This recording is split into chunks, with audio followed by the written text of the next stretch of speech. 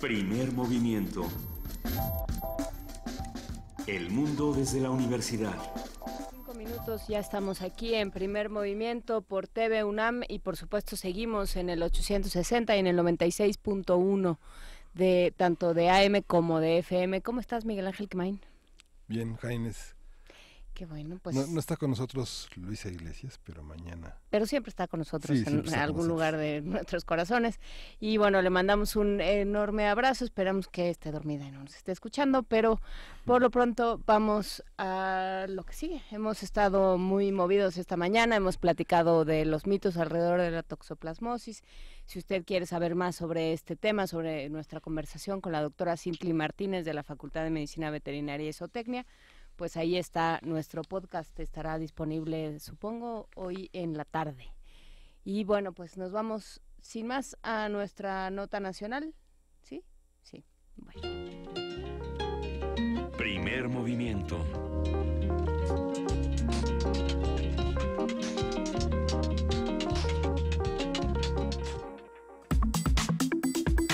Nota nacional.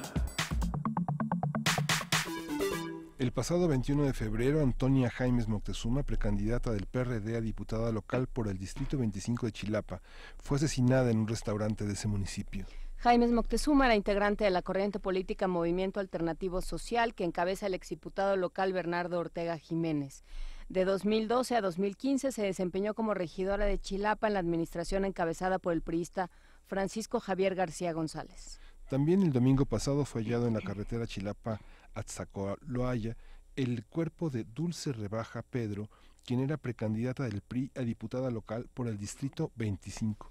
Según se afirma en la investigación abierta del Ministerio Público, Dulce Rebaja y su primo, Crescencio Rebaja Bello, desaparecieron el sábado 24 de febrero mientras viajaban en un automóvil junto con otros dos familiares. Heriberto Boicochea Álvarez, dirigente estatal del PRI, llamó a la Fiscalía General de Guerrero a hacer las investigaciones conducentes, y a partir de las notas recientes vamos a hablar sobre Chilapa, su situación política, su situación social y los factores que influyen en la violencia con Juan Angulo. Él es director del Sur, es el periódico de Guerrero. Juan Angulo, muchísimas gracias por conversar con nosotros esta mañana. ¿Qué tal, colegas? ¿Cómo están? Buenos días. Buenos días. Cuéntanos, ¿cómo vemos esto de Chilapa? ¿Cómo se ve desde Guerrero? Bueno, pues está convertido en uno de los municipios más violentos de un estado de por sí violento, con la característica de que la violencia está alcanzando a actores políticos, y lo que no ocurre, por ejemplo, en Acapulco, donde también se vive una violencia extrema y persistente. Prácticamente todos los días hay ejecutados por disputas entre grupos de crimen organizado, ¿no? Pero la característica de Chilapa y de municipios vecinos, donde se lleva desde hace muchos años se da un enfrentamiento entre dos grupos locales de crimen organizado, los ardillos y los rojos, que son parte de la pulverización del cártel de los Beltrán Leiva. La característica es esta, ¿no?, que decía, ¿no?, en Chilapa, Aguacotzingo y Citlala, en los últimos 3 años han sido asesinados 25 políticos, funcionarios, alcaldes, exalcaldes, regidores, candidatos, precandidatos, ¿no? Ese es, digamos, algo que distingue la violencia que ocurre en el Estado, el asesinato de actores de ciudadanos que hacen política. ¿Cómo es el juego de las fuerzas políticas en esta parte municipal, que es una parte muy particular? Chilapa es parte de una situación histórica prácticamente desde la colonia en Guerrero. ¿Cómo es el juego de fuerzas y cuál es la historia de este municipio? Bueno, el Chilapa es un municipio, digamos, muy conservador. Allí es donde tiene su sede, durante muchos años fue la sede de la diócesis del centro del estado, que ahora comparte con Chilpancingo. Hay una catedral muy antigua ahí. La violencia en Chilapa es algo nuevo, no participó en la Revolución Mexicana, no participó en la Guerra de Independencia, como sí lo hicieron muchos ahora municipios vecinos, Ixtla, de donde era Vicente Guerrero, de donde era Ignacio Manuel Altamirano. La violencia en Chilapa es algo que reciente, es algo vinculado con la violencia del crimen organizado. Una canción emblemática de Chilapa, en su estribillo se refiere a las calles tranquilas de esta ciudad, ¿no? Esa tranquilidad se ha perdido, sobre todo en los últimos 5 años. Se entiende que es vista Chilapa por estos grupos que mencionaba del crimen organizado, como un sitio de trasiego importante, porque está en el centro del estado. De ahí puede salirse hacia Puebla, puede salirse hacia Oaxaca, puede salirse hacia la Ciudad de México, puede salirse hacia el sur también del estado, ¿no? Entonces es realmente algo nuevo en esta ciudad, que se caracterizaba por su tranquilidad, por una población muy conservadora, muy religiosa. El caso reciente de las monjas que tuvieron que abandonar el colegio católico porque fueron asesinados los papás y la hermana de una de ellas, de un plantel muy reconocido, muy antiguo en la población, da idea de la influencia que tiene la Iglesia Católica en esta ciudad antiguamente muy tranquila. Yo creo que una de las más tranquilas incluso del país. No es el caso ya, como insisto, en los últimos 5 años de enfrentamientos muy violentos entre estos dos grupos del crimen organizado. Juan Angulo, ¿hay alguna idea de por qué se concentra en existe esta visibilidad y este ataque a los integrantes de la clase política? Pues por lo mismo de la presencia de estos grupos han peleado por las alcaldías de estos 3 municipios. Prácticamente familias enteras de alcaldes han sido asesinadas, o de funcionarios importantes de estos municipios. Como que el control territorial, que ha sido la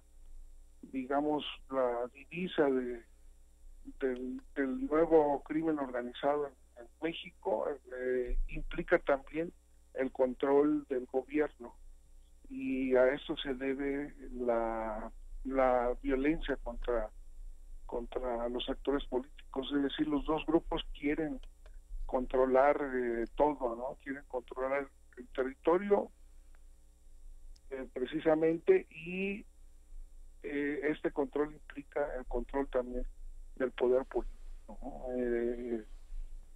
Decía hace rato la cadena de asesinatos que ha habido de alcaldes, exalcaldes, directores de obras, secretarios de los ayuntamientos, regidores, en estos 3 municipios de la zona centro del estado, ¿no? El caso muy sonado recientemente, del octubre, creo, del año pasado, que fue asesinado un ex fundador del PRD, expresidente estatal, que ahora estaba participando en el movimiento de apoyo a Andrés Manuel López Obrador. Ranferi Hernández Acevedo fue un político muy conocido, fue asesinado y después su cuerpo calcinado dentro de una camioneta en la que viajaba con su esposa, con su suegra y con un asistente de él, ¿no?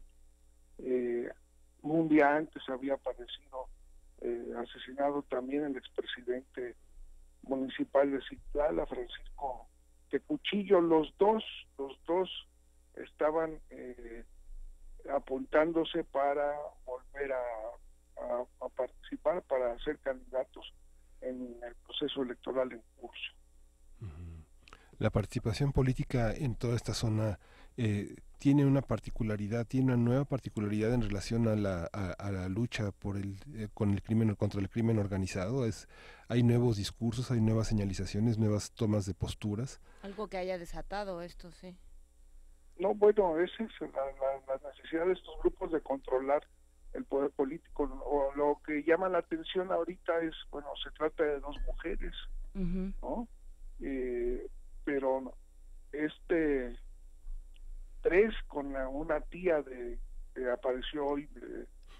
La tía que estaba desaparecida fue encontrada ayer muerta, pero digamos dos mujeres que hacían política, que tenían, digamos, posibilidades de crecimiento en la política, y esto es lo que, digamos, mediáticamente está resultando muy importante ahora, pero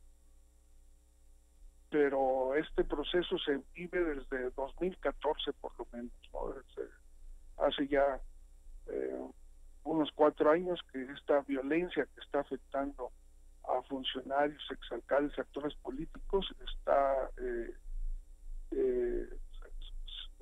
distinguiendo esta zona del estado. En otras zonas también ha habido actores políticos. Yo creo que no hay ningún estado del país donde tantos actores de la política o activistas son asesinados como en Guerrero. ¿Y qué dice Héctor Astudillo, qué dice el gobierno del estado? Bueno, desgraciadamente siempre que ocurren este tipo de eventos, pues hay pronunciamientos, hay tomas de posición, que hay que reactivar. Él habló en su anterior informe de gobierno en octubre, propuso un pacto para la seguridad, convocó a las dirigencias de todos los partidos, no fue más allá de los partidos, y en este contexto están hablando de reactivar este pacto, de ver cómo se le da seguridad a los candidatos para garantizar condiciones de una competencia electoral en un contexto de tranquilidad, pero luego no pasa la coyuntura y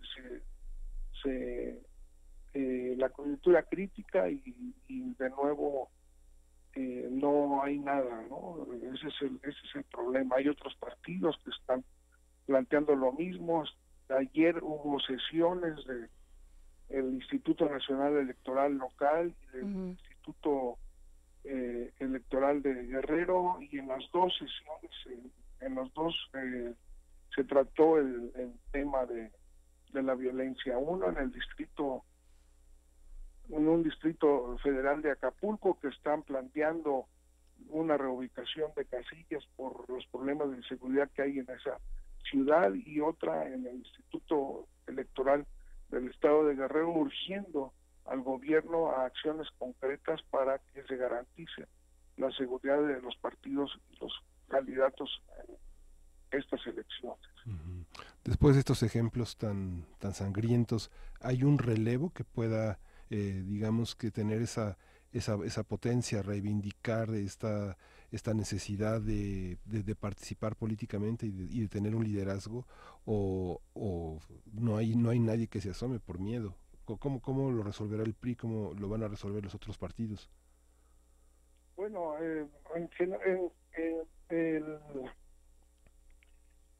partido Morena de plano suspendió sus convenciones municipales en varios municipios, algunos de ellos estos que hemos estado mencionando. Sí. En Aguacotzingo de plano, ahí de donde era este dirigente Renfiri Hernández Acevedo, de plano le dijeron a Andrés Manuel López Obrador en su gira anterior que tenían mucho miedo de participar y que ahí no iban a proponer candidatos. Los otros candidatos de Chilapa en particular lo van a decidir en la Ciudad de México y no se sabe todavía, ¿no? Las otras dos coaliciones, la que cabezan el PRI y el PAN-PRD, el Movimiento Ciudadano, ya tienen candidatos, pero no sabemos cómo se están preparando para hacer campañas en estos municipios. Ayer hubo un pronunciamiento muy importante de la candidata del PRI a Chilpancingo, también un municipio afectado por la violencia, que está proponiendo algo similar a lo que ha propuesto el obispo de la diócesis Salvador Rangel. En este caso se trata de Beatriz Vélez, ella es diputada federal y es la secretaria del Sindicato de Salud, que está proponiendo hablar con todos los grupos del crimen organizado. Dice que ahorita lo importante en Guerrero es que haya paz, que ya no se siga matando a tanta gente, ¿no? Está haciendo un pronunciamiento similar también vino a hacer a Guerrero el candidato presidencial de Morena, Andrés Manuel López Obrador, de quien habló de una amnistía, de hacer todo por la paz, incluida una amnistía para los integrantes de los grupos de crimen organizado. Algo está empezando a aprender la idea de que algo hay que hacer. No digo que necesariamente esta sea la idea correcta, pero lo que es cierto es que la estrategia de prohibitiva, la estrategia de persecución, la estrategia que pone el acento en enfrentar el problema con policías y militares, claramente ha fallado en nuestro estado. En este contexto, porque nos lo preguntan en redes y por supuesto nos lo preguntamos nosotros también, Juan Angulo, ¿cómo es el ejercicio del periodismo y cómo se están cuidando ustedes? Bueno, pues tomamos previsiones. Yo siempre digo, bueno, afortunadamente no nos han maltratado como a otros compañeros, como a compañeros del gremio en otros estados del país. Estoy pensando en Veracruz, en algunos estados del norte, pero bueno, siempre estamos tratando de cuidarnos, tenemos nuestros protocolos, las empresas tienen que invertir ya en cuestiones de seguridad, pero algunas cosas no podemos cubrirlas aunque queramos, aunque sea nuestra obligación. Somos muy cuidadosos en el fraseo, en la forma de redactar las notas vinculadas con la violencia del crimen organizado. Pero sí, ciertamente, pues imagínate todos los días los reporteros y fotógrafos que tengan que ir a cubrir de la manera que sea estos actos, pues tienen un impacto, ¿no? Claro. En su vida cotidiana, y tenemos que estarlos rotando, tenemos que estar tomando cursos de seguridad, también de tratamientos, incluso de estrés postraumático para algunos compañeros que se han topado con problemas, que han quedado en medio de alguna balacera. Es el caso de algunos compañeros, no solo del sur, sino de otros medios. No, sí nos cuidamos, pero bueno, sí sabemos que muchos compañeros, insisto, no solo de nuestro periódico, enfrentan situaciones de riesgo en su tarea, ¿no? sus tareas de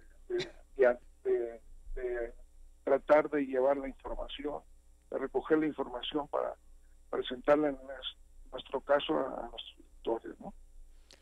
Claro, y les agradecemos muchísimo su trabajo, por supuesto, y creo que nos quedamos con esta reflexión que haces, Juan Angulo, de las cosas no pueden seguir igual, digamos, estás echando mano de cosas que han dicho distintos candidatos, que se han manifestado de distintas maneras y que claramente tienen que ver con que esta estrategia que se ha utilizado para teóricamente controlar al crimen organizado no ha funcionado y por el contrario se cobra víctimas todos los días en Guerrero y en otras partes del país.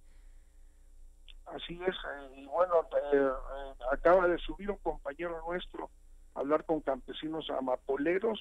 Y están también en una situación muy crítica y se está retomando la idea de, bueno, cultivos alternativos, de apoyo del gobierno, de los gobiernos para reactivar el campo o de plano legalizar el cultivo de la amapola y de la marihuana, que sería otra de las posibles salidas a esta violencia que tanto nos está afectando. Pues lo seguiremos platicando. Te agradecemos por lo pronto muchísimo tu conversación y tu trabajo, Juan Angulo, periodista y director del Sur, periódico de Guerrero. Gracias por estar con nosotros esta mañana. Sí, Juana Inés, a tus órdenes, aquí estamos. Gracias. Gracias. Vamos a escuchar de Alfonso Salgado, Río Balsas.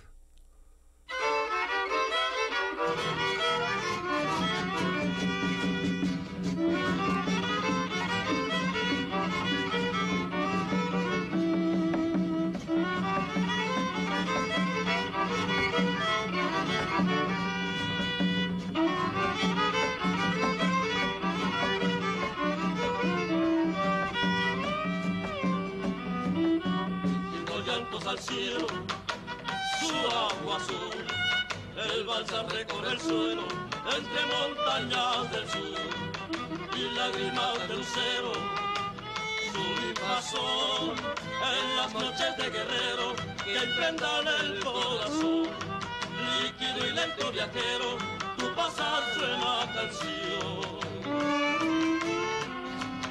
Ay, ay, ay, ay. Hermoso río de las balsas, tienes caimanes y garzas y un paisaje sin igual, y también un totolapan como escudo regional.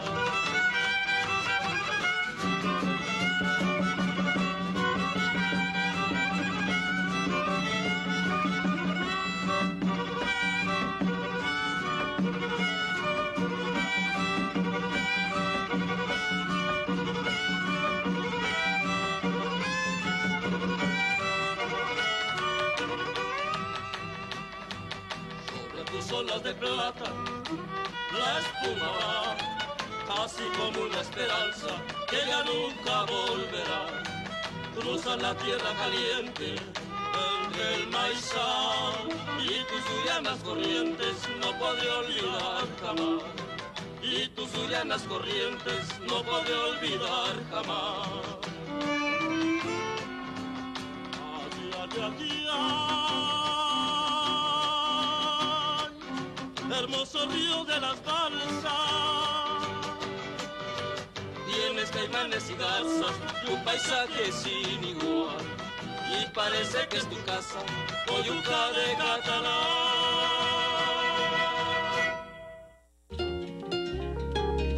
Primer movimiento.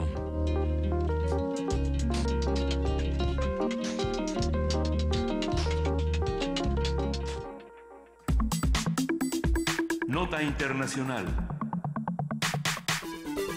El presidente de Nigeria, Muhammadu Buhari, reconoció ayer que 110 niñas fueron secuestradas por el grupo yihadista Boko Haram tras un ataque a una escuela secundaria en la localidad de Dapchi, realizado este lunes 19 de febrero. El mandatario prometió que las estudiantes serían rescatadas o liberadas de forma segura. Hace casi 4 años, justamente cuando empezábamos este programa, Boko Haram secuestró a 276 alumnas de un colegio de Chibok en el estado de Borno. Más de 100 fueron liberadas, pero 112 permanecen en cautiverio.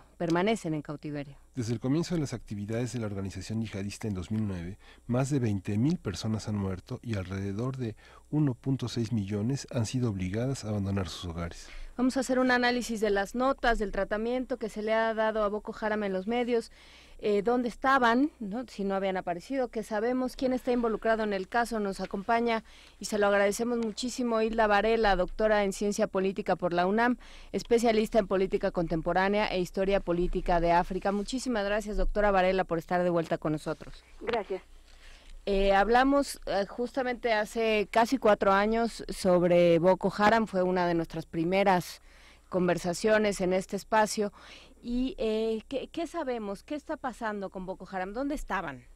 ¿Dónde estuvieron en los últimos 2 años? Bueno, el gobierno desde el 2016 anunció que técnicamente estaba aniquilado Boko Haram. Sin embargo, ha seguido realizando ataques, generalmente en baja escala, por ejemplo, en mercados, y además, lamentablemente, utiliza a menores de edad, que les pone bombas.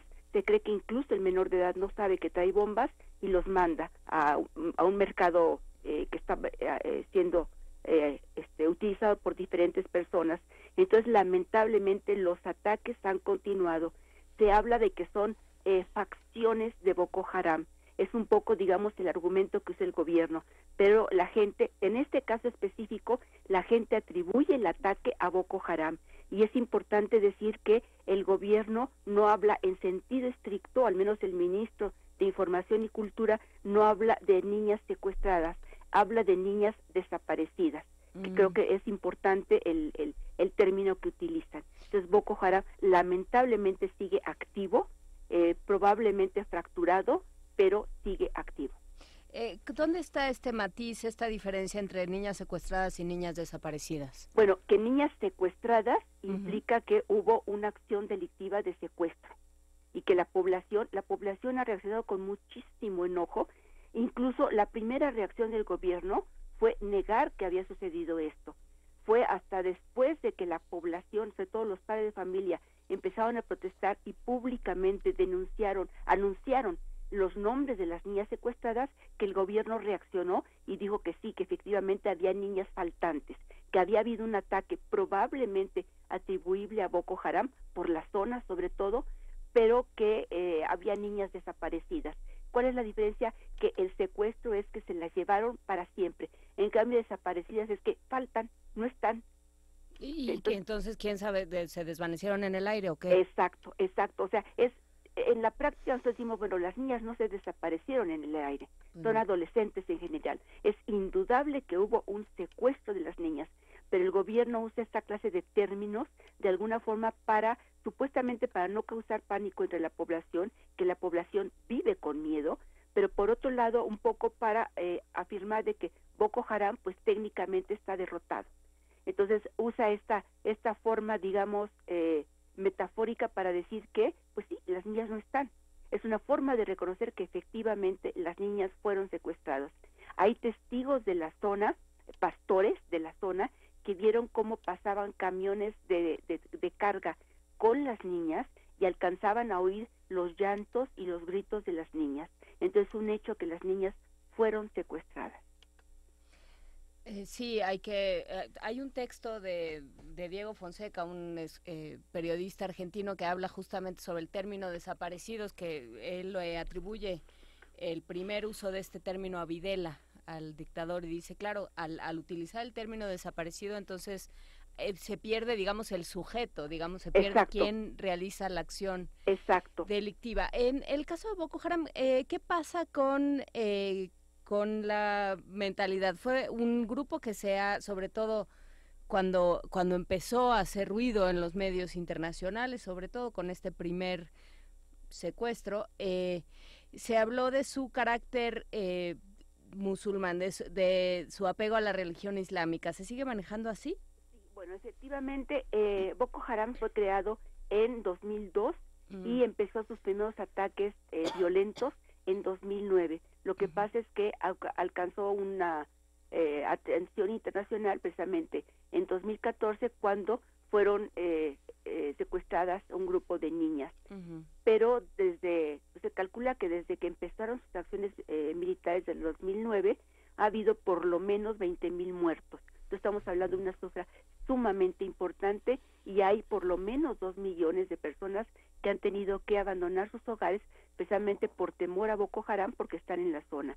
Efectivamente, Boko Haram se forma como una agrupación, podríamos decir, radical musulmana. Es importante también mencionar que en Nigeria aproximadamente el 50% de la población es de fe musulmana, y Boko Haram fundamentalmente ellos, digamos que la consigna con la cual comienzan es en contra de todo lo occidental.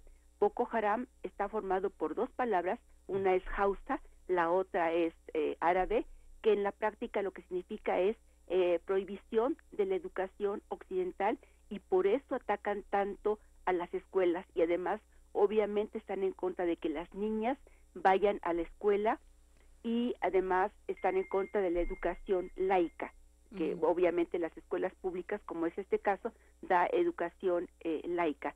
Están en contra de todo aquello que es occidental.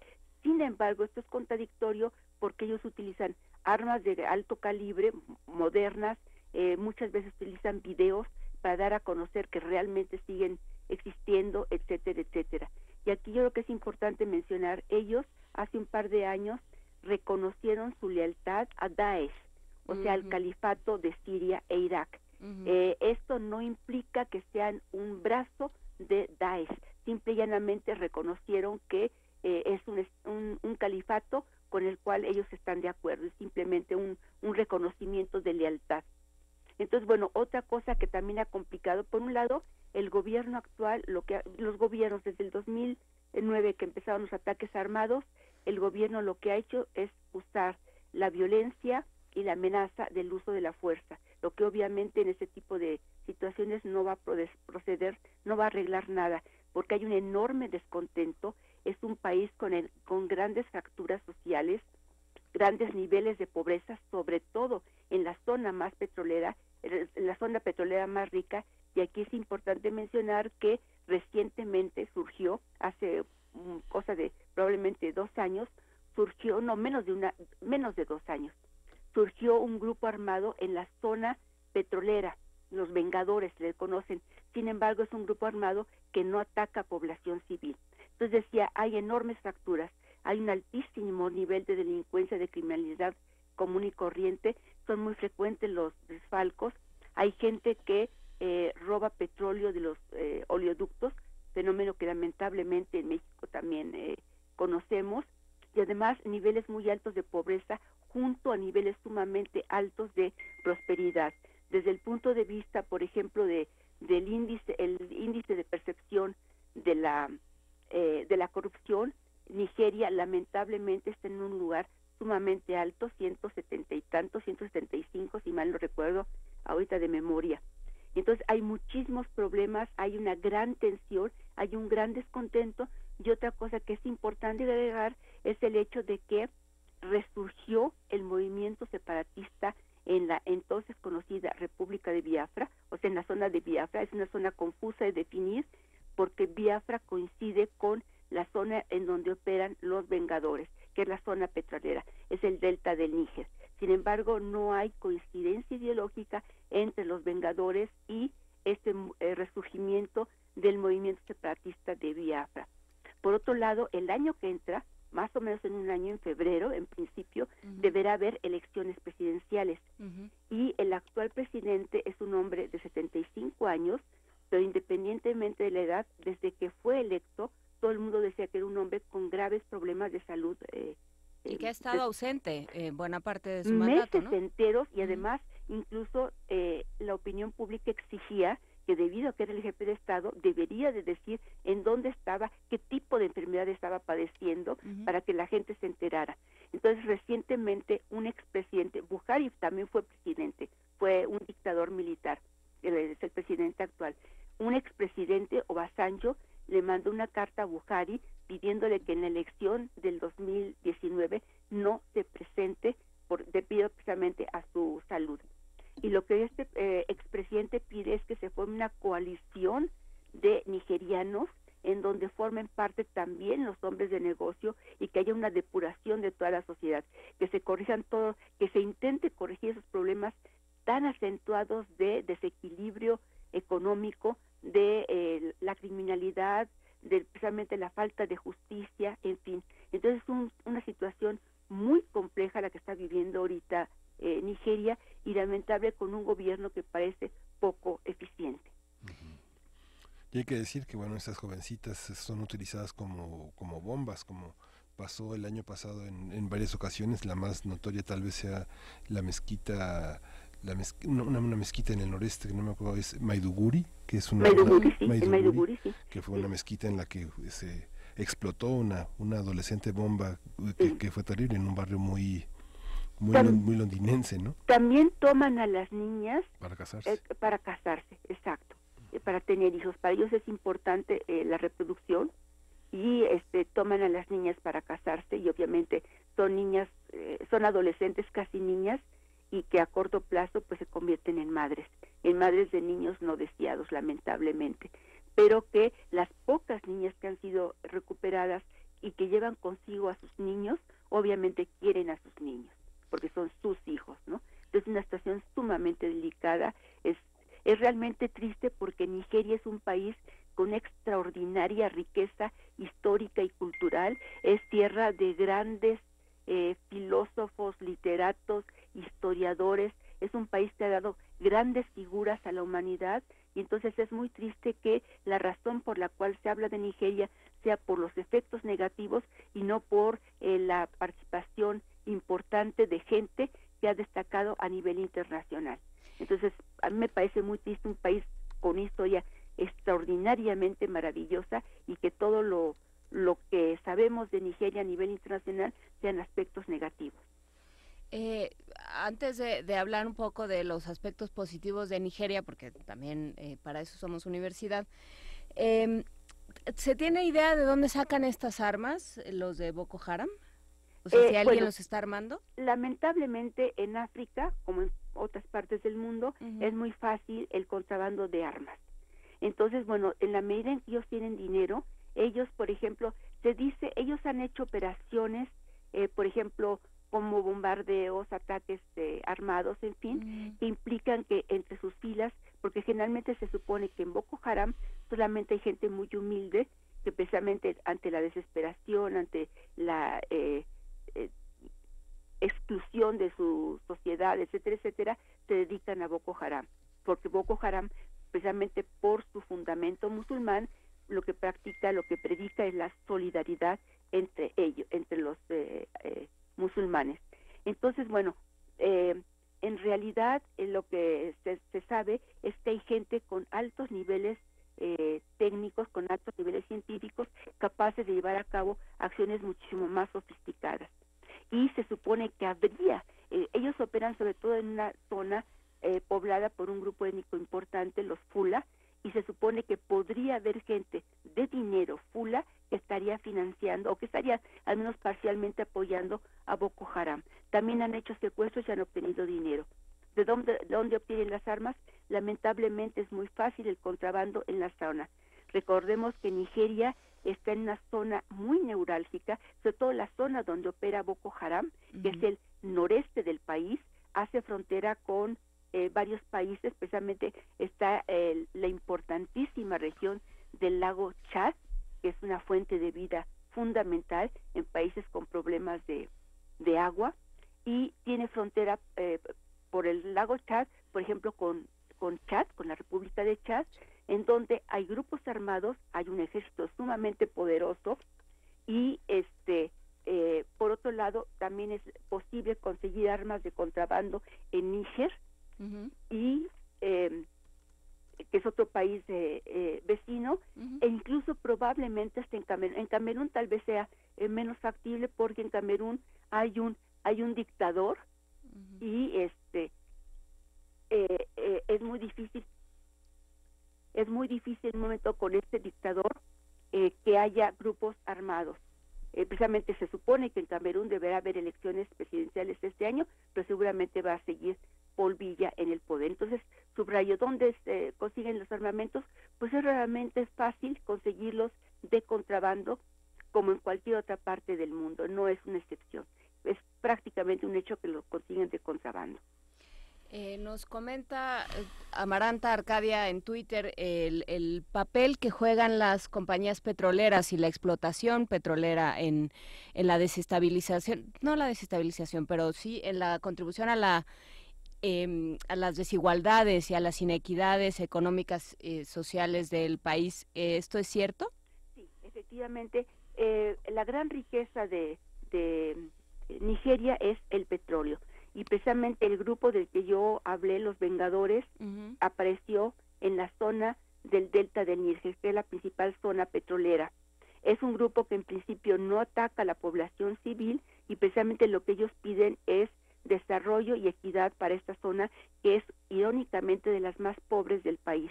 Y han atacado, por ejemplo, pozos petroleros y han provocado que algunos pozos petroleros que estaban siendo explotados por Shell y por Chevron, fundamentalmente tengan que ser evacuados. Hay un problema ahí obviamente muy grave porque hay contaminación, hay desempleo, hay gente que por ejemplo se dedicaba a la pesca y ahora las aguas están contaminadas, no pueden seguir viviendo de la pesca y obviamente pues hay un trato muy arbitrario de este tipo de compañías en contra de la población local. Recordemos que lamentablemente los prejuicios racistas siguen vigentes a nivel internacional y probablemente uno de los sectores de la población humana más afectados por los prejuicios racistas es la gente que tiene la piel negra. Entonces, efectivamente, pero este tipo de compañías petroleras no se beneficiarían tanto si no existieran internamente sectores que son corruptos y que dejan que libremente estas compañías actúen en la zona independientemente de que contaminen, de que haya descontento en la zona, etcétera, etcétera. En esa zona, en la zona petrolera, ya han existido grupos de resistencia, grupos de oposición, incluso hace ya bastantes años hubo un poeta muy importante en la región que fue ejecutado supuestamente por cargos de traición, y en realidad este hombre lo único que estaba reclamando era justicia para su zona.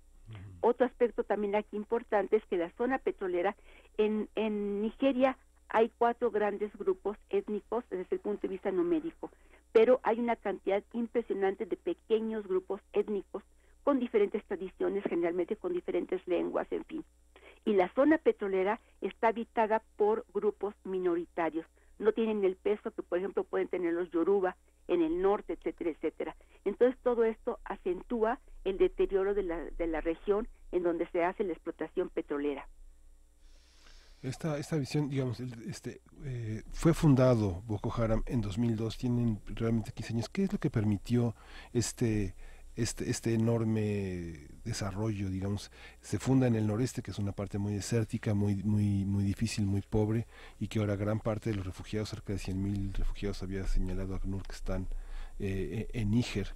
¿Cómo se alcanza a tener ese desarrollo, una organización como esta? Bueno, aquí es importante tomar en cuenta que ya había habido un movimiento armado basado en la ideología religiosa totalmente, en el Islam, en la década de los 80, pero era un grupo que funcionaba fundamentalmente en zonas urbanas, en fin, y precisamente el actual jefe de Estado, Buhari, terminó con este grupo.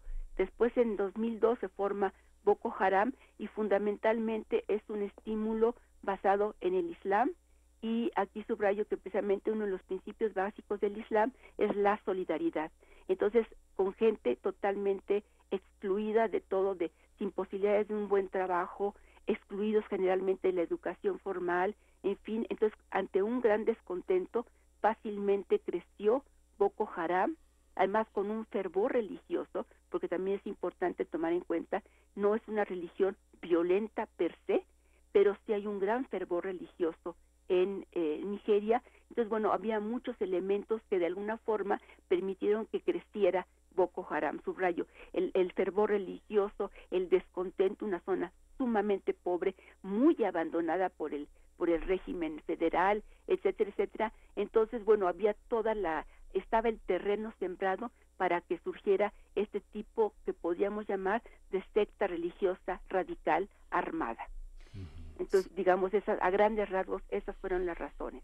También se sabe que Boko Haram recluta por la fuerza a jóvenes, pero en principio se supone que la gran mayoría de sus militantes es gente que voluntariamente se han involucrado y que además ha lanzado ataques armados contra países vecinos, concretamente contra Chad, pero en Chad hay un ejército muy fuerte, muy bien formado, y Chad ha logrado reprimir la entrada de Boko Haram, y en principio Boko Haram ya no entra a Chad, lo que sí sucede con Camerún, por ejemplo. Y me gustaría utilizar estos últimos minutos de la conversación, doctora Hilda Varela, para decir lo otro que tiene Nigeria. ¿Qué tendríamos que saber de Nigeria? ¿Qué tendríamos que leer? ¿Qué poetas o escritores o pensadores tendríamos que conocer para realmente tener otra visión que no sea únicamente los conflictos y la parte difícil y dolorosa? Bueno, obviamente está el que es premio Nobel de Literatura nigeriano, Wole Soyinka, que actualmente es un hombre de más de 80 años, extraordinariamente importante. Es un literato que ha cubierto prácticamente todos los ramos, ha hecho crítica literaria, teatro, novela, cuento corto, cuento tradicional. Es un hombre realmente extraordinario, y además es un hombre que está totalmente involucrado con la lucha en favor de la democracia, en contra de la injusticia. Incluso en 2 ocasiones, afortunadamente en ausencia, fue condenado a pena de muerte, y en una ocasión que fue condenado a pena de muerte fue solamente porque escribió en un periódico de Estados Unidos denunciando las violaciones de los derechos humanos en Nigeria. Habría también, hubo otro gran literato quien lamentablemente ya falleció hace poco. Ahorita se me está yendo el nombre de Chinua Achebe, exacto, el gran maestro, y además es muy interesante porque mientras que Wole Soyinka es Yoruba, Chinua Achebe era Igbo. O sea, son los dos grupos que de alguna forma protagonizaron la tremenda guerra civil en los años 60. Después, hay una serie de historiadores, de filósofos. Hay un filósofo que también murió hace relativamente poco, Olusegun Oladipo, nigeriano, subrayo, un hombre verdaderamente extraordinario, con una calidad ética, siempre trabajó en Nigeria, y además es muy interesante su discurso filosófico, en donde precisamente habla de la importancia de la identidad cultural de los africanos, pero también de la importancia de combatir todo aquello que es negativo, aunque sea parte de la cultura. Era un filósofo verdaderamente extraordinario. Además tenía fama de ser un hombre muy muy bondadoso, muy agradable, y verdaderamente es un placer leer a este filósofo. Hay también historiadores, hay un historiador, ahorita también se me está olvidando su nombre, un historiador nigeriano quien lamentablemente trabaja en Estados Unidos, y digo lamentablemente porque sería muy importante que estuviera en su país. Se me va totalmente el nombre, ahí se me va. Pero también es Toyin Falola, que es un historiador, está activo, es muy militante, es extraordinario. Hubo también un economista muy importante, Claude Ake, quien lamentablemente falleció muy joven en un accidente de avión, y Claude Ake, a pesar de que falleció hace varios años, sigue siendo citado. Prácticamente no hay trabajo de economía de África en donde no se mencione la figura de Claude Ake, un hombre, subrayo, extraordinariamente inteligente, interesante, comprometido con un movimiento democrático. Pero además hay gente que no es famosa. Hay muchas organizaciones civiles pequeñas, por ejemplo, de mujeres militantes que están en favor de la paz, de la justicia, de la democracia, pero generalmente son grupos sumamente pequeños que no alcanzan notoriedad internacional, pero que están sumamente activos y sobre todo en condiciones muy difíciles que están ellos llevando a cabo su trabajo. Entonces yo creo que es importante tomar en cuenta que Nigeria no es solamente este grupo terrorista o la corrupción del régimen régimen e indudablemente de algunos hombres de negocios, sino que Nigeria es Nigeria es un país verdaderamente extraordinario, es el gigante de África, Sí. realmente es maravilloso. Y el poeta al que se refirió es Ken Saro-Wiwa, que justamente en 92 fue la gota que derramó el vaso cuando escribió La Nigeria racista, y se refería a la crisis Ogoni. Exacto. Ogoni es uno de los grupos étnicos precisamente de la región del delta del Níger. Sí. Y que bueno, tuvo una enorme difusión porque bueno, nada menos que como Chinua Achebe estaba editado en Penguin Books y tuvo un enorme, digamos, era durante principios de los 90 estaba en casi todas las portadas del London Review of Books, ¿no? Sí, no, y además se hizo una campaña internacional, incluso yo en lo particular, o sea, muchísima gente a nivel internacional, mandamos cartas pidiendo que fuera amnistiado, que realmente era injusto que lo ejecutaran, y aún así fue ejecutado. Era un régimen militar. Pero sí, por ejemplo, ahí tenemos, habría hay literatos que no son tan famosos como Chinua Achebe o como Wole Soyinka, pero que son también, ya empiezan a despegar, ya empiezan a ser conocidos, y subrayo, habría gente común y corriente, que es extraordinaria, que no tiene ninguna notoriedad internacional, pero que en sus círculos locales son importantes porque son activistas en favor de derechos humanos, en favor de la democracia, etcétera, etcétera. No es una población pasiva que esté esperando a ver de dónde le cae la tragedia, sino que al contrario, están haciendo todo lo posible por mejorar la situación del país. Sí. Pues le agradecemos muchísimo, doctora Hilda Varela, esta conversación, no solo para esclarecer el caso de Boko Haram, sino también para mirar con otros ojos, o para ayudarnos a mirar con otros ojos a este país africano. Como siempre, le agradecemos mucho su conversación. Un placer, y tan solo recuerdo que soy profesora investigadora de tiempo completo en el Colegio de México. Sí, eso me acordaba yo, pero como no estaba segura. Soy Colmex. Es, claro, Hilda Varela, investigadora del Colmex. Sí, orgullosamente egresada de la UNAM y investigadora del Colmex. Bueno, nos saluda a todos por el Pikachu. Yo la leo desde su libro del chat que editó en Nueva Imagen. Así que, hace muchísimos años. No, pero ya dentro de poco va a salir uno nuevo sobre Sudáfrica, con una historia mucho más reciente. Ya les avisaré cuando salga el libro. Gracias, doctora. Bueno, que tenga muy buen día. Igualmente, hasta luego. Vamos a escuchar de Simfibwe Dana Chibok.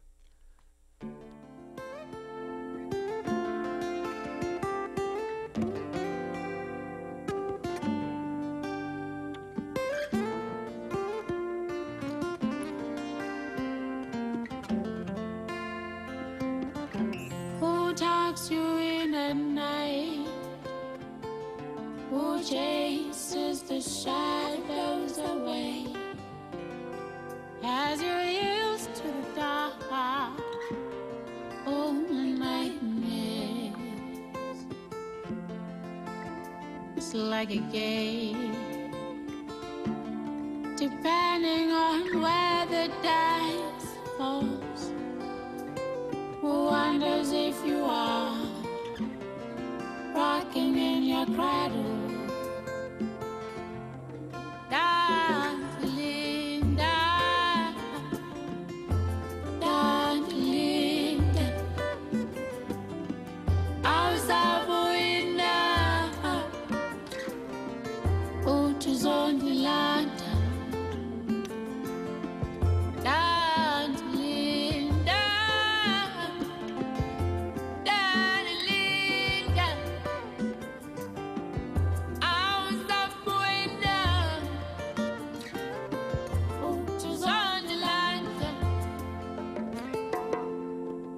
If I could love you, why couldn't I do?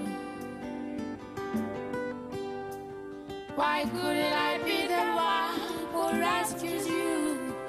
Why wouldn't I be the one who rescues you? The one who chases the shadows away.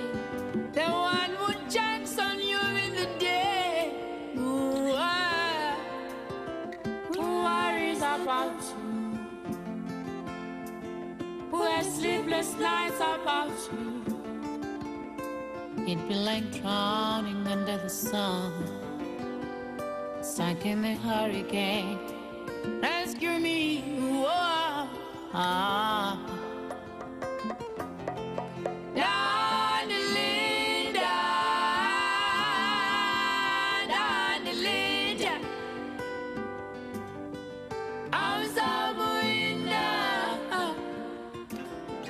Linda.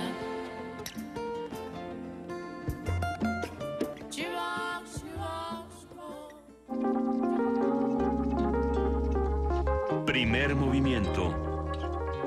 Hacemos comunidad.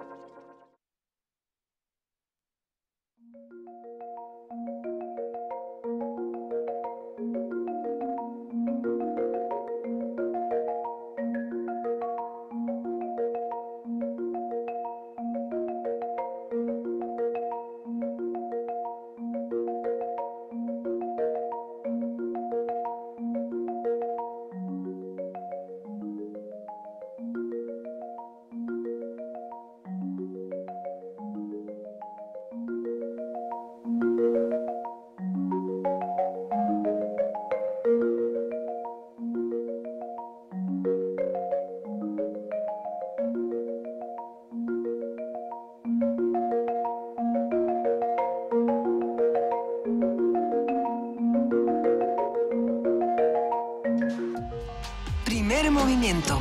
Podcast y transmisión en directo en www.radio.unam.mx.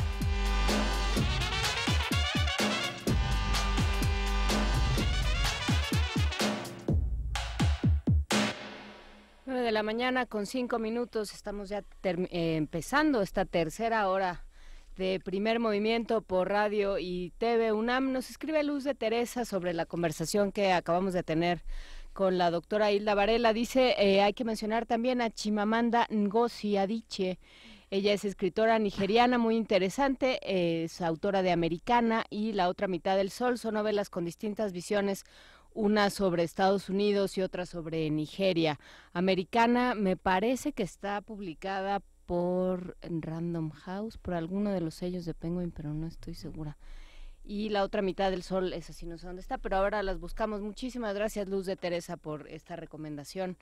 Y bueno, pues vamos a publicar las recomendaciones de la doctora Hilda Varela, por aquí les apunté, para conocer más sobre la cultura, el pensamiento y el trabajo de los distintos de los distintos pensadores nigerianos.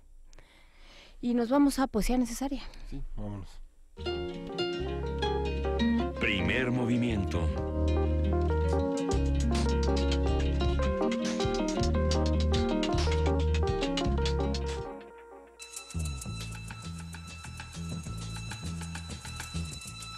Es hora de Poesía Necesaria.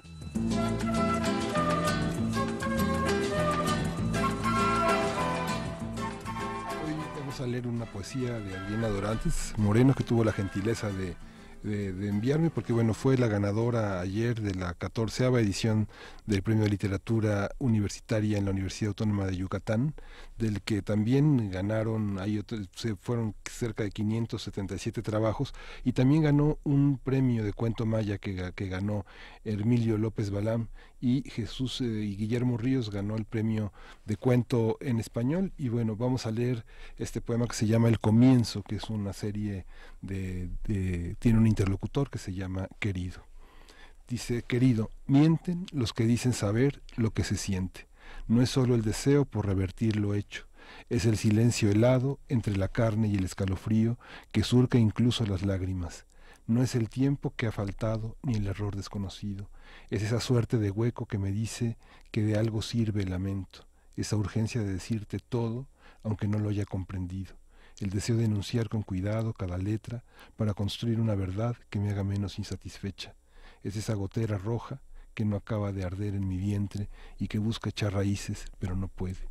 Apenas te supe, tuve un sueño. Una voz me cantaba que tendrías unos ojos grises que se irían haciendo oscuros con el tiempo. Poco después, el vaivén de tu pequeño cuerpo empezó a hacerse lento, y cuando dejé de saberte, entendí que el sueño era un anuncio, oráculo de verdades terribles. El negro de tus ojos era la hoz que extendía la oscuridad hacia adentro. Vamos a acompañarlo con música de Sigur Rós, es uno de los grupos más representativos de Islandia en este momento, su último disco.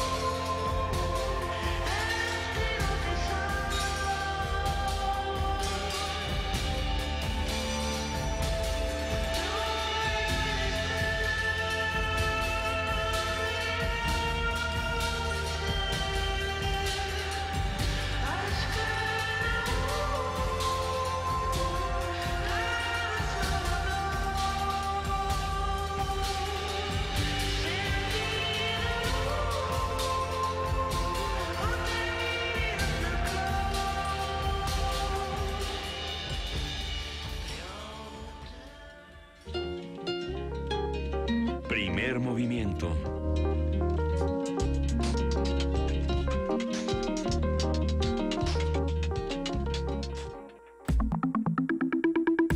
La mesa del día. El Ejército Zapatista de Liberación Nacional salió a la luz pública el 1 de enero de 1994, cuando ocupó 7 cabeceras municipales del estado de Chiapas. La irrupción de los zapatistas sucedió el mismo día que entró en vigor el Tratado de Libre Comercio de América del Norte. El EZLN fue formado en noviembre de 1983 por un grupo de mestizos, indígenas y antiguos miembros de las Fuerzas de Liberación Nacional, una organización guerrillera fundada en 1969.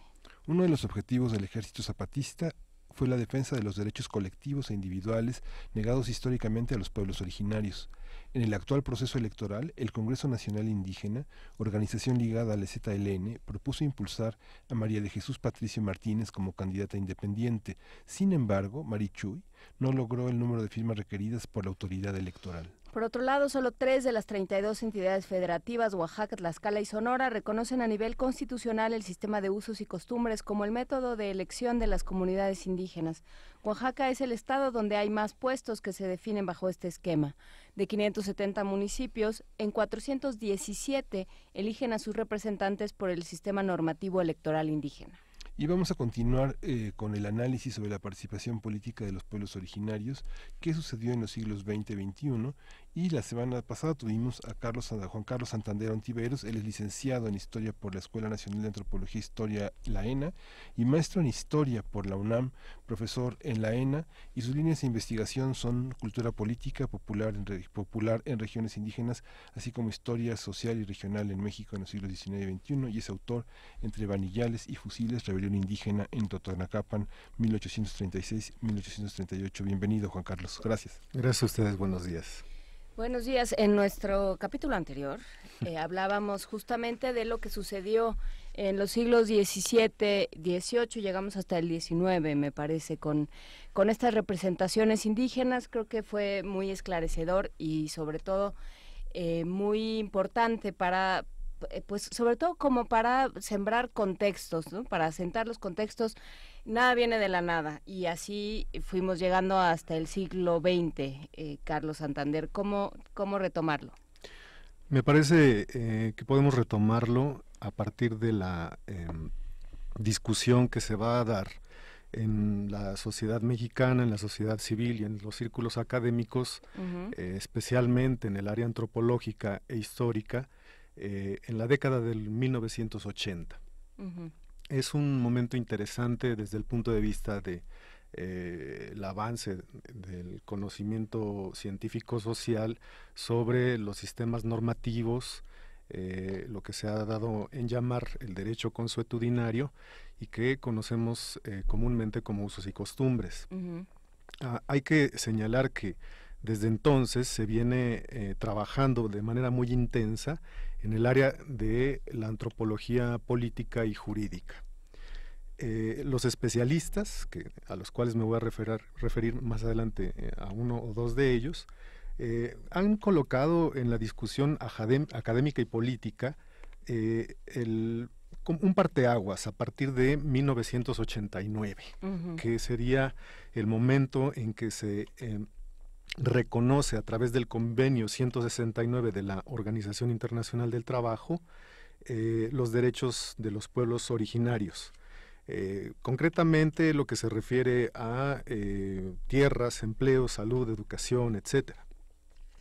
Es una base importante porque se toma en cuenta o se establece que los países signatarios deben de tomar en cuenta y consultar la participación de pobladores originarios en sus legislaciones nacionales. Este convenio, desde luego que va a ser un avance importante, pero no va a tener, digamos,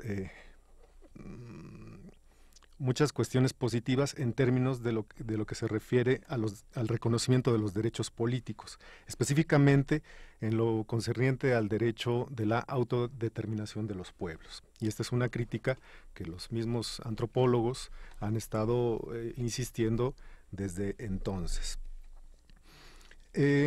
el contexto es importante a nivel no solo mexicano, sino latinoamericano, porque muchos de los países cuya población está compuesta por pueblos originarios comenzaron a legislar al respecto.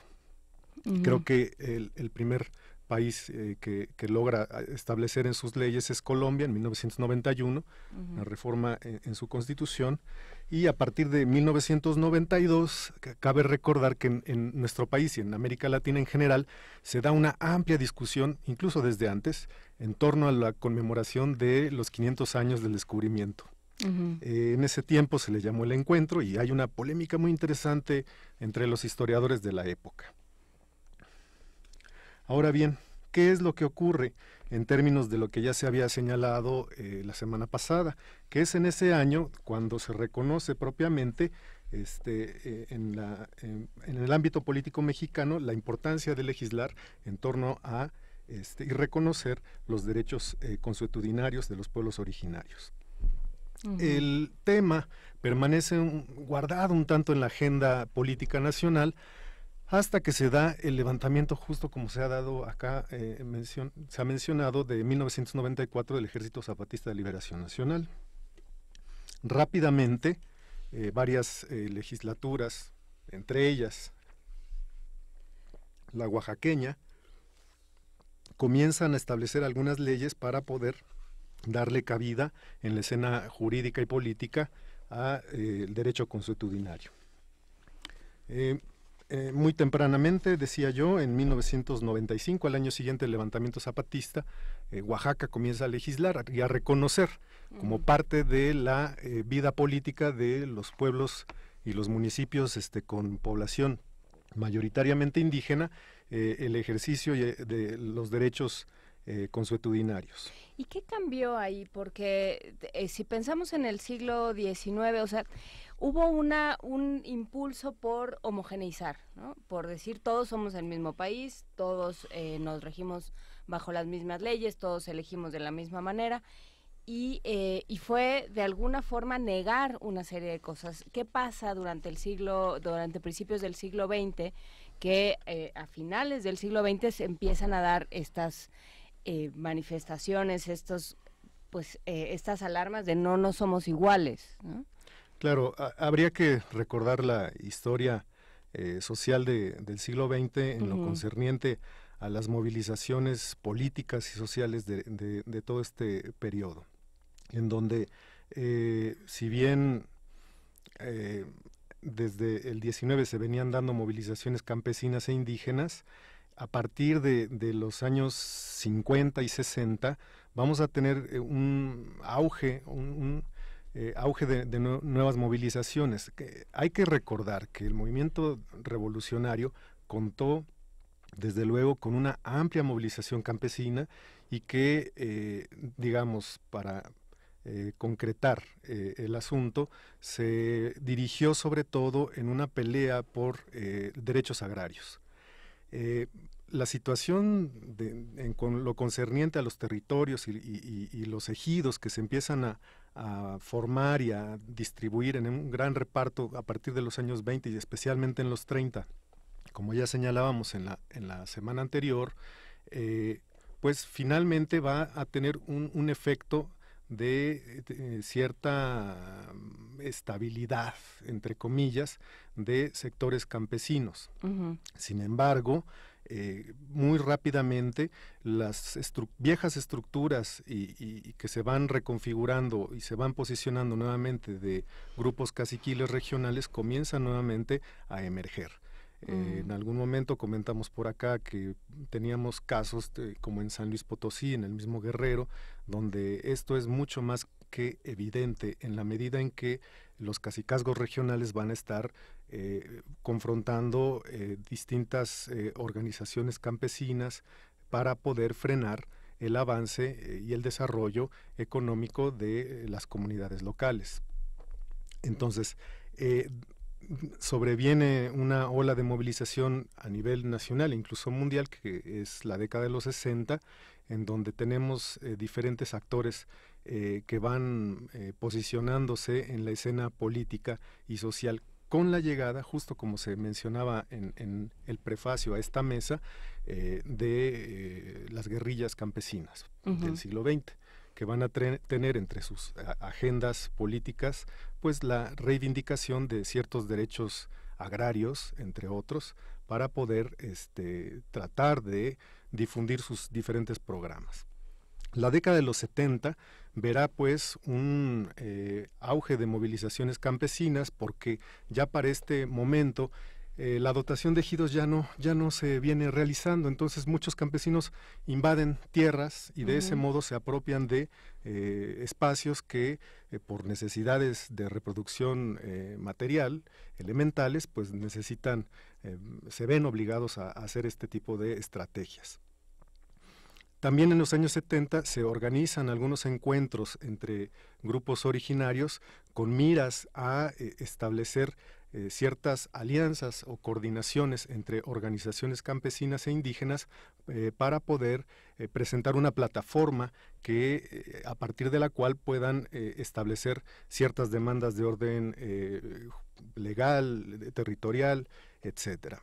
Hay que mencionar que durante todo este periodo el papel que tuvo en su momento el Instituto Nacional Indigenista y las políticas indigenistas del Estado mexicano a través de distintas instituciones, pero especialmente del INI, pues tendrán un papel importante en el juego político que se va dando en las distintas comunidades indígenas. ¿Cómo funciona el INI?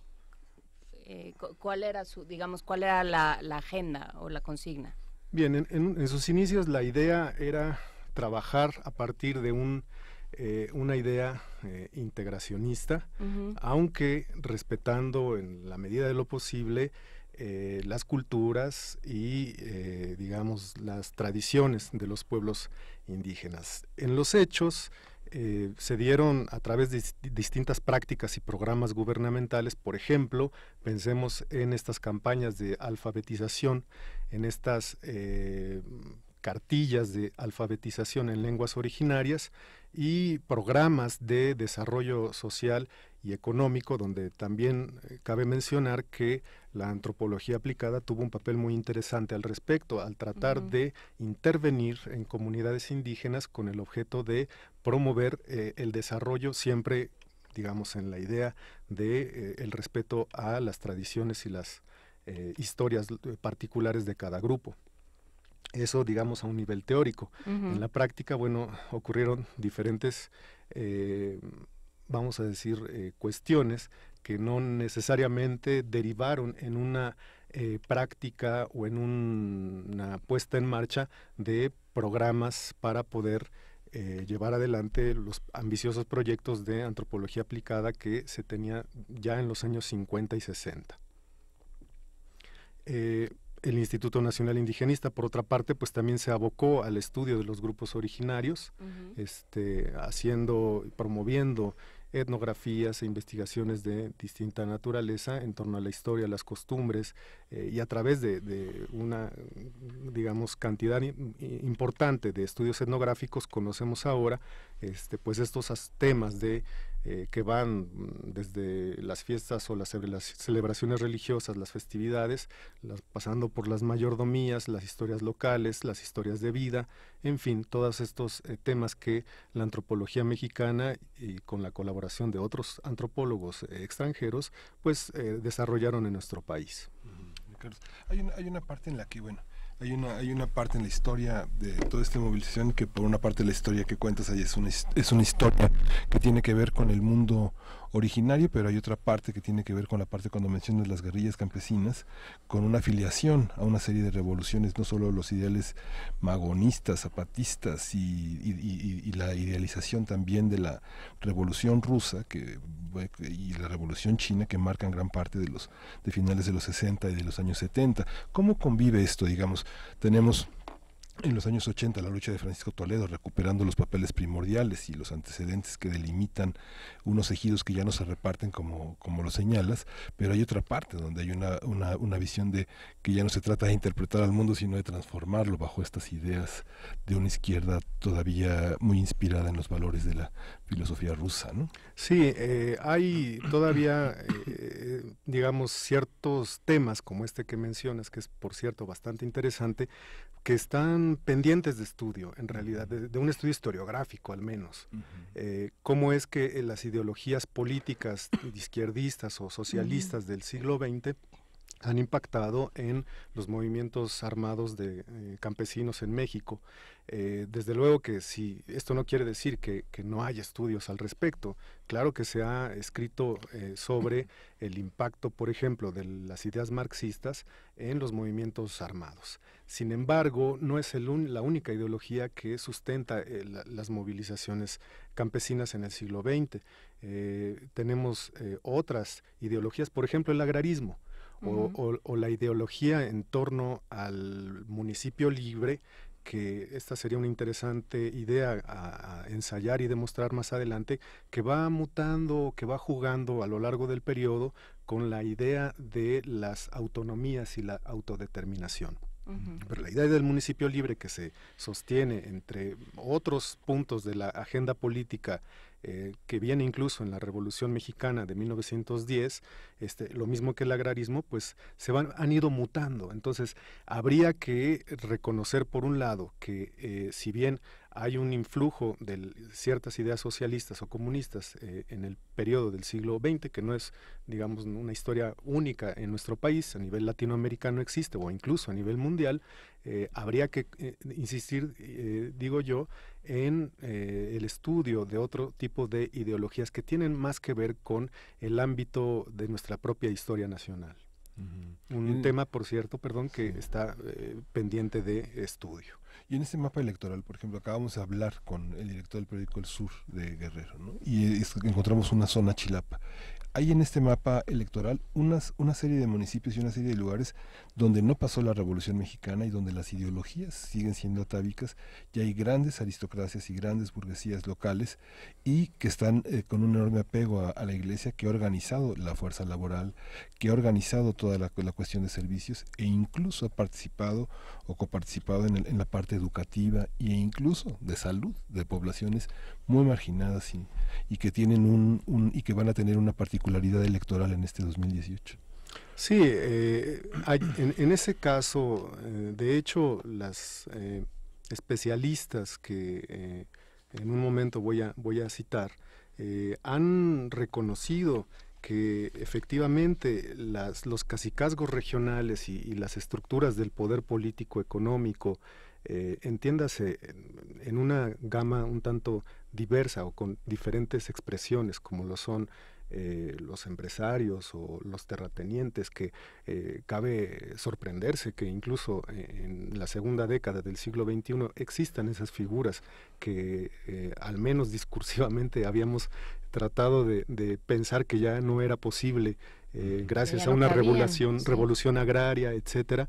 El hecho es que siguen operando y siguen digamos, haciendo de las suyas.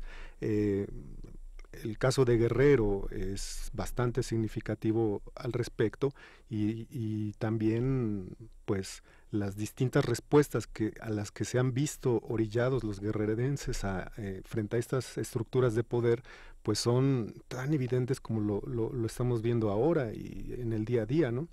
En cuanto a la organización de las policías comunitarias para poder generar mecanismos de autodefensa, de respeto a sus propias maneras, a tratar de defender el territorio, ya no solo la integridad del territorial, sino también de cada una de las personas que, en su momento se decía por acá también, en diciembre pasado, pues es muy, muy peligroso, ¿no? Entonces, estas maneras y estos mecanismos, pues tienen como respuesta a esas fuertes estructuras caciquiles que siguen operando en la actualidad. La diferencia ahora es que están coaligadas al crimen organizado y a las grandes empresas multinacionales, que en el caso de Guerrero pues son las empresas mineras. Sí, existen muchos digamos, muchas fuerzas en contra y bueno, ¿cómo, en qué medida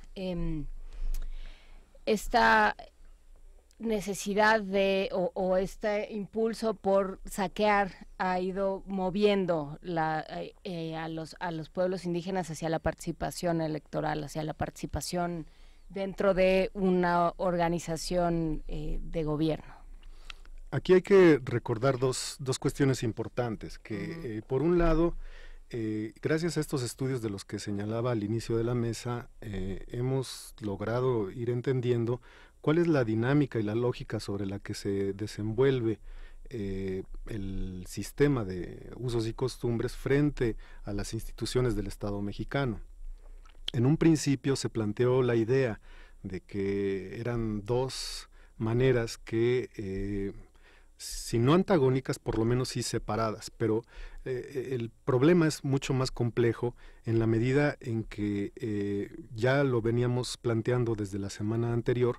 Estas formas de participación y de procesos de elección y de regímenes al interior de las comunidades vienen ocurriendo de tiempo atrás. Ahora bien, ¿cómo se relacionan en los marcos legales, jurídicos, formales del gobierno mexicano y el Estado mexicano? Pues es precisamente que habría que regresar a las coyunturas de las cuales estábamos hablando hace un momento. Por ejemplo, a partir de 1994, aquí sucede un cambio muy importante en esta materia, porque, como decía, pronto, al cabo de unos 6, 7 años, en el 2001, se va a dar una amplia movilización de la sociedad civil para poder presionar al gobierno que había cambiado en ese momento de signo político, aparentemente, para aprovechar la coyuntura de un nuevo partido político en el poder y de ese modo insertar en la discusión legislativa la agenda política que ya se venía discutiendo por lo menos de 10 años atrás. En este sentido, hay pues que mencionar que sí, en efecto, fue pues una movilización social muy importante que incluía la inquietud que ahora tú, Juana Inés, me estás comentando, de cómo es que los pueblos originarios van a convivir en términos de la vida política, institucional, y conservando o manteniendo sus propias formas de elección y sus propios códigos, por así decirlo, de normas y costumbres. En ese sentido, van a apelar constantemente al convenio 169 que mencionaba al inicio de la mesa, y finalmente, después de unas largas discusiones y un largo, aunque son pocos años, que van del 94 al 2001, un largo proceso de, digamos, reflujo del movimiento indígena, que podemos centrarlo momentáneamente en la participación política y pública del EZLN, y hasta llegar al año 2001, que evocando aquellos meses de la primavera del 2001, con mucho entusiasmo y optimismo, veíamos que por fin podríamos presentar o podríamos apoyar iniciativas de este tipo frente al Congreso mexicano para que pudiesen legislar favorablemente en el reconocimiento de los derechos plenos de los pueblos originarios. Sin embargo, aquí hay un problema serio en cuanto a esto, y que me voy a permitir leer una cita extraída de un texto que se llama Justicias Indígenas y Estado, Violencias Contemporáneas, que coordinan las profesoras especialistas, antropólogas jurídicas y políticas María Teresa Sierra, Rosalba Aida Hernández y Rachel Sieder. Dicen ellas: el movimiento indígena y algunos sectores de la sociedad civil organizada cuestionaron ampliamente la reforma. Se refieren desde luego a la reforma que se promulgó en abril de 2001 en torno al reconocimiento de los derechos indígenas que legisla en el artículo 2 constitucional, calificándola de limitada, sigo con la cita, porque reconoce una serie de derechos que no permite ejercer. Si bien el capítulo 2 constitucional, en el que se concentra la mayor parte de los cambios legales en materia indígena, establece el derecho a la libre determinación de los pueblos indígenas que se ejercerá en un marco de autonomía, deja que las legislaciones estatales definan el alcance de dicha autonomía, lo que significa subordinarla a los intereses regionales y partidarios. Tomando en cuenta que la mayoría de los congresos estatales continúan bajo el control de las fuerzas caciquiles regionales, la autonomía reconocida en el inciso A del artículo 2 de la nueva ley no ha pasado de ser una mera figura discursiva sin sustento jurídico que permita implementarla. Una limitación fundamental de la reforma mexicana es el no reconocimiento de los pueblos indígenas como sujetos de derecho, sino como objetos de atención por parte del Estado, pues no los considera en su carácter de entidades de derecho público, sino como entidades de interés público. Asimismo, los derechos sobre la tierra se subordinan a los derechos de terceros ya establecidos, es decir, a la propiedad privada, entre otros aspectos. De esta manera, la reforma, en lugar de garantizar derechos, los minimiza mediante la subordinación a los preceptos constitucionales y a la pretendida unidad nacional, y delinea, además, una serie de políticas que no rompen con el tradicional asistencialismo del Estado mexicano hacia las poblaciones indígenas. Es que creo que hace mención de algo fundamental en este tema, que es la tensión entre el federalismo y el derecho consuetudinario. O sea, creo que esa es la parte de la discusión, una de las partes de la discusión que no se han acabado de dar, que no se han acabado de resolver. O sea, en qué medida podemos entender estas distintas concepciones del derecho en un mismo país y cómo logras que eso se lleve a cabo de manera armónica. Claro, es parte de la misma discusión que tienen ahora, bueno, desde esta cita que acabo de leer es del año 2013, 5 años atrás, no han cambiado demasiado las cosas, por el contrario, pero bueno, tiene que ver entonces con la idea de en realidad evaluar, ponderar de qué ha servido esta legislación en el contexto de las reformas estructurales que ha hecho el Estado mexicano a partir de la década de 1980, que conocemos como reformas neoliberales. Algunos analistas opinan que en realidad estas reformas tienen más que ver con la lógica neoliberal de hacer que el Estado ya no tenga tanta responsabilidad social para atender las problemáticas de, en este caso, los pueblos originarios. Una crítica que, por cierto, convendría revisar a la luz de todas las coyunturas políticas que se han estado dando. Entonces, aquí, a partir del año 2001, en cuanto al movimiento zapatista, en cuanto al movimiento que llevaron adelante a través del Congreso Nacional Indígena y a partir de los acuerdos de San Andrés, ¿qué es lo que dicen ellos? Bueno, ellos dicen algo muy simple: el gobierno no responde, el Estado mexicano no se responsabiliza, no cumple con su palabra, no nos importa, digamos, en la práctica, y continuamos en los hechos con los acuerdos de San Andrés. Esto es, nosotros vamos a seguir, pese a que no hay un reconocimiento del Estado, con nuestras propias formas de vida, de participación, nuestros usos y costumbres, y en eso están prácticamente desde entonces, en esta materia, porque hay una especie de estancamiento que no vemos que vaya a destrabarse para poder revisar nuevamente esta legislación y reconocer plenamente los derechos. Como bien dicen las antropólogas que acabo de citar, pues las estructuras regionales caciquiles son pues de mucho peso, ¿sí? Y eso es importantísimo a la hora de llevar adelante el pleno ejercicio de derechos políticos. Ahora, hay unas nuevas reglas, digamos, pienso que en 2014 el Congreso estaba constituido por 500 diputados, de los cuales 17 eran de origen indígena, pero la Comisión de Asuntos Indígenas de la Cámara de Diputados señalaba que no tenía ninguna representatividad real de grupos indígenas, obedecían, digamos, a representaciones de su partido y tenían un origen fundamentalmente político, ¿no? Digamos, eran 8 del PRD, eran 5 o 6 del PRI, uno del Movimiento Ciudadano y uno del PAN.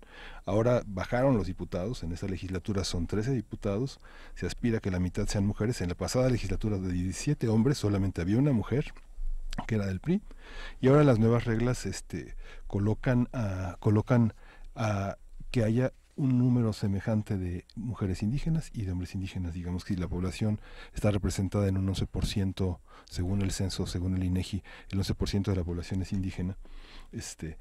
Aumentaron la representatividad porque el 60% de la población indígena está en 13 de los 28 municipios electorales que tiene el país. Entonces, ¿tú cómo ves esta participación? Digamos que en esta historia de los pueblos originarios y su representatividad política, realmente los indígenas que han representado a sus partidos no han representado prácticamente nunca la política indígena. Digamos, hubo un diputado, Aulárico Hernández, el de origen chontal, que participó de una manera muy fuerte en pro de su comunidad, después se perdió, pero esta parte, ¿cómo la debemos entender en estas reglas que pone el INE y en esta dificultad que consiste en ser indígena, representar a su población, ser mujer, hablar una lengua? ¿Cómo se lo ves? Claro, en mi opinión, yo pienso que el problema es, digamos, como desde la misma base que le da sustento a los usos y costumbres o al derecho consuetudinario. ¿Qué quiere decir esto? Que no por el hecho de que muchas de las comunidades que han mantenido este tipo de normatividad al interior sean plenamente igualitarias, equitativas, democráticas, porque hay un problema serio de representatividad. Pongamos por caso los municipios que sí llegan a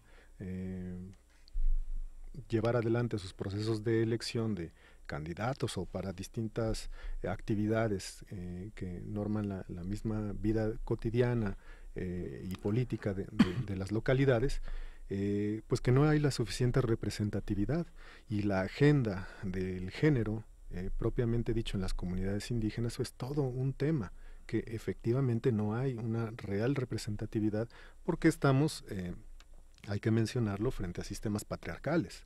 Eso es un hecho, y que muchas de las demandas de justicia y equidad de género, por lo menos en comunidades indígenas, reivindican como esta parte, y que incluso pues nosotros podemos ver ya como un mensaje simbólico muy interesante en el momento, para hacer referencia a dos hitos, en que se presenta en la tribuna en el 2001 una mujer hablando, ¿sí? Recordemos la comandanta Esther, la propia María de Jesús Patricio Martínez también habló en el Congreso en ese entonces, y ahora recientemente pues postulada, bueno, para tratar de reunir las firmas necesarias para la candidatura independiente de parte, digamos, como una plataforma de los pueblos originarios. Pero regresando al asunto del problema estructural que podríamos conceptualizar de esta manera, hay un problema serio de representatividad. Por ejemplo, en el caso de ciertos municipios, pues las cabeceras son las que están representadas. Hay comunidades o agencias municipales donde prácticamente pues no les cuesta mucho trabajo integrar a esos pobladores que no están en la cabecera para poder tener representación política.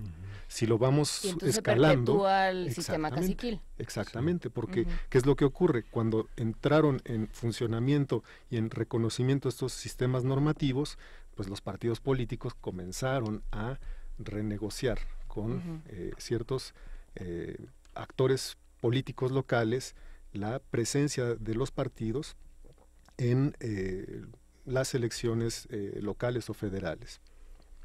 Y esto se ve muy claramente, por ejemplo, cuando se logra negociar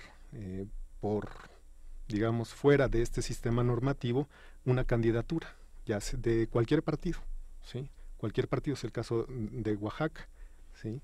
Allí dominó durante mucho tiempo el PRI, lo sigue haciendo en varios de los municipios, pero cuando llegan otros partidos políticos como el PAN o el PRD, comienzan a entrar en negociación con los líderes locales de algunas organizaciones para poder establecer pactos que significan votos a la hora de las elecciones. Entonces, el problema es estructural, Yo no pensaría propiamente que tenga que ver con los actores en lo individual o personalmente. Desde luego que sí tiene que ver con una práctica concreta de cada individuo, pero estamos hablando de un sistema que, desde mi punto de vista, pues no permite demasiada representatividad.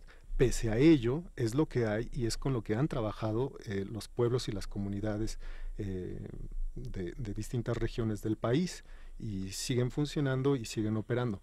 Solamente, digamos, para hablar de la agenda que tiene que ver con las elecciones de los partidos. Y es un desafío para el PAN, digamos, entrar a esta base social que históricamente no ha tenido demasiado interés. Digamos, hay un nuevo filón frente a las nuevas leyes de que un partido como Acción Nacional, que ha tenido un diputado de origen indígena, indague en estas bases, ¿no? Pensando en que hay una gran base también que depende de principios que podrían alinearse con los intereses y objetivos del partido, ¿no? Sí, es correcto. En materia de educación. Pero de salud, los ¿no? intereses y objetivos del partido ya quién sabe cuáles son. ¿Tú sabes a estas alturas cuáles son? Sí, hacia allá iba. Porque ya vemos que hay signos que indican que estas bases ideológicas de los partidos como el PAN tradicionalmente se han ido moviendo de manera bastante rápida, fácil, son barnices muy endebles, convenencieramente, desde luego, en fin. Entonces sí. Creo que para ir cerrando un poco esta conversación, Juan Carlos Santander, por supuesto no abandonaremos el tema, pero por el día de hoy lo daremos por concluido. Esta distinción de la que hablabas entre ser sujeto de derechos y ser objeto de atención es fundamental, ¿no? De pronto tenemos esta idea de que vivimos en Méxicos distintos, con ciudadanos distintos y de diferentes tipos, sin esta idea, a pesar de que nuestra Constitución dice que todos somos iguales. Pero hay unos que son distintos, hay unos que tienen derecho consuetudinario, hay otros que solo sirven para llevarlos a la urna o a la casilla, y no acabamos de realmente organizarnos y dialogar de manera nacional con los diferentes grupos que constituyen la sociedad mexicana, que son muchos, ¿no? No necesariamente todos pertenecen a esta idea de pueblos originarios, pero todos tenemos que organizarnos para estar representados todos, ¿no? Sí, aquí hay desde luego que varios puntos que comentar. Quisiera, precisamente como para ir cerrando, retomar un poco la idea acerca de cómo fue la movilización o el apoyo ciudadano que se dio en torno a pues la propuesta de María de Jesús Patricio Martínez, porque finalmente se han escuchado voces de distinta índole, algunas con un marcado signo de racismo, clasismo, machismo, en fin, lamentables desde luego, pero que son sintomáticas de lo que le pasa al país y de lo que le pasa a la política nacional.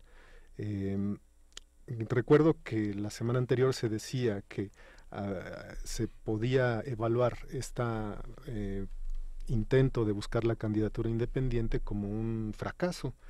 Yo pienso que sería sí un fracaso, pero desde otro lugar, no claro, por el hecho de que no haya logrado obtener las firmas requeridas, sino porque el fracaso en cuanto al conjunto de la sociedad o de los diferentes grupos que componen la sociedad mexicana, léanse partidos políticos, organizaciones de distinta índole, pues no hemos logrado entender de qué se trata o de qué se trataba la idea de poner en la agenda nacional nuevamente la discusión de que los pueblos originarios finalmente tienen bastante que decir sobre derechos políticos y que por el contrario nosotros, me parece, tendríamos que estar aprendiendo de las propuestas que ellos tienen.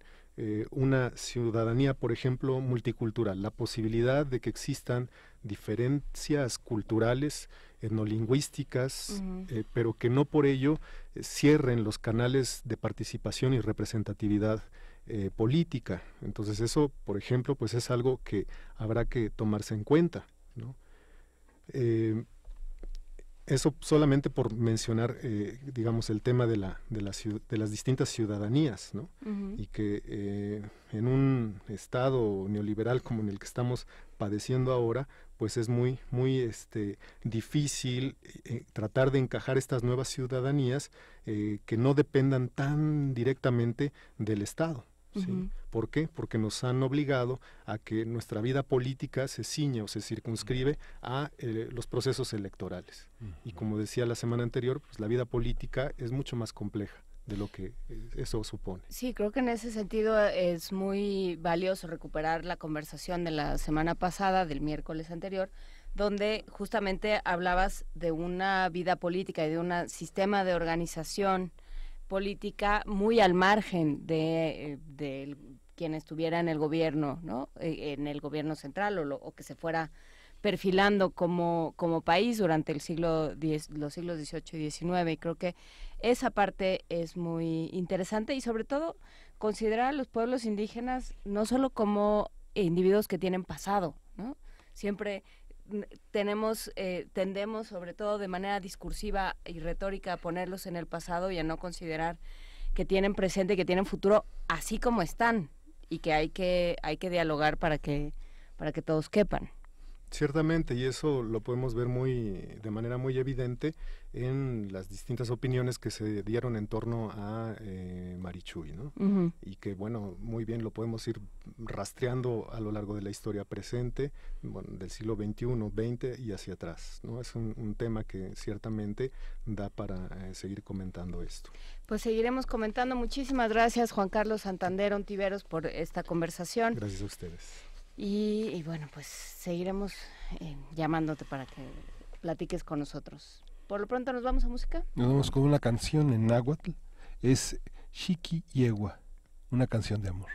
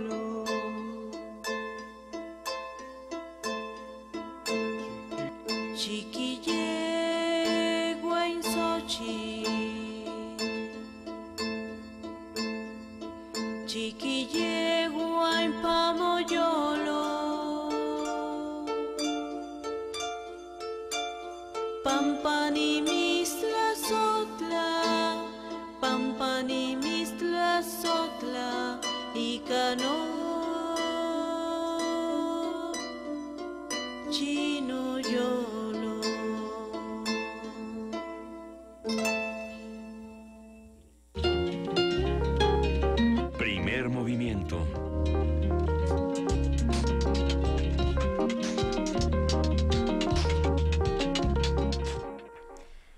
Mañana con 56 minutos, ya casi termina esta edición de Primer Movimiento. Ay, nos quedamos aquí conversando con Juan Carlos Santander sobre la cantidad de simulaciones que existen entre que se llega a las leyes y que realmente se ponen en marcha, lo que significa esta supuesta representatividad de ciertos legisladores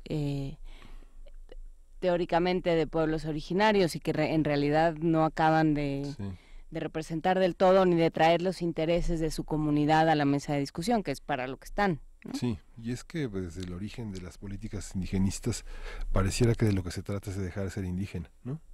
Y integrarse, como decía Celso Piña, decía, es que la gente cuando progresa, cuando se educa, le baja a su cumbia y le sube a su jazz, ¿no?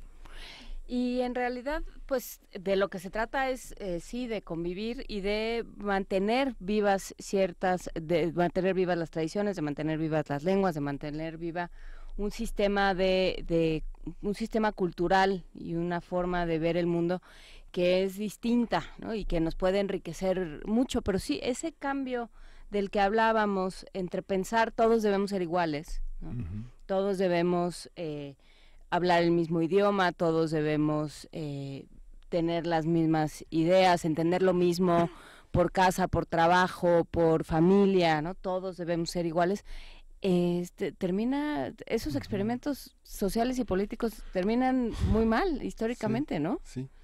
La metáfora de Marcos con un reloj en la mano izquierda y otro reloj en la muñeca derecha marcan de alguna manera la multiplicidad de tiempos que se viven en México. Las lenguas son un tiempo, las culturas son un tiempo, y aunque hay muchos aspectos que son patriarcales, que disienten de los avances en torno a las cuestiones de género, pues los tenemos que entender y tenemos que asimilarlos, ¿no? Sí, y bueno, y también tenemos que darle a todos los mismos derechos. Sí, claro. ¿No? Independientemente de lo que digan los usos y costumbres, todo el mundo, sí, todos los mexicanos tenemos que tener los mismos derechos. Pero bueno, será interesante en este sentido, como lo ha puesto sobre la mesa varias veces el doctor Álvaro Arreola, ver qué sucede con la próxima legislatura, ver qué sucede con estos sistemas de cuotas, si realmente se encamina hacia una situación más equitativa, si realmente se consiguen avances en las necesidades y las urgencias en términos de género y de poblaciones, pero bueno, eso sucederá después. Sí. Por lo pronto, ya nos vamos, nos vamos con música. Nos vamos a ir con música. Y agradecemos muchísimo a todos los que hicieron posible este programa, a todos los que estuvieron con nosotros, nos estuvieron escribiendo y nos estuvieron acompañando durante este día. Mañana ya regresa Luisa Iglesias y nos vamos con música, Miguel Ángel. Sí, una difícil de pronunciar, pero pues ahí les va. Ostincoas, vamos a escuchar Deixa a Girar. Y con esto nos despedimos y esto fue Primer Movimiento. Gracias. El mundo desde la universidad. Gracias a ustedes.